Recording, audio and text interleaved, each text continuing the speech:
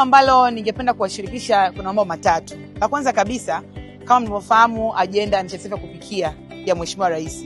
Na sisi kama shirika la umeme ambao tunazalisha nishati safi ya kupikia ya umeme, tunaona ni vizuri pia tukazungumza nanyi viongozi wetu, mtusaidie kuendelea kuwaelimisha wananchi wasiogope kutumia umeme kwenye kupika. Kwa sababu viko vifaa ambavyo vimefanyiwa utafiti kwa maana ya majiko pamoja na pressure cookers ambazo zinapika kila chakula cha Kitanzania. Kwa hiyo kubwa ni kwamba tusaidiane kwa pamoja kubeba ajenda hii ya Mheshimiwa Rais ya nishati safi ya kupikia, lakini kwa kutumia umeme ambao ni nishati safi zaidi kuliko nishati zingine. Lakini lingine ni ulinzi wa miundombinu ya umeme.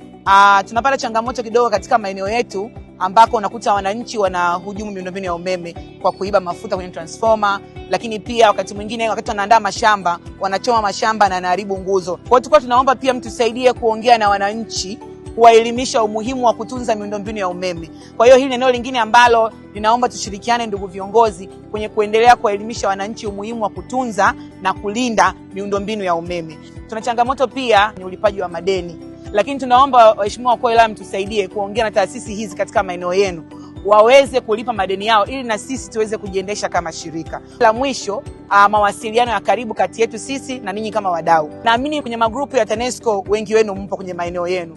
Kwa hiyo tunaomba pia tushirikiane katika upande wa mawasiliano ili kuwapa taarifa sahihi wananchi pale ambapo kuna shida au changamoto ya upatikanaji wa huduma ya umeme. Wananchi wapate taarifa sahihi kwa nini umeme umekatika.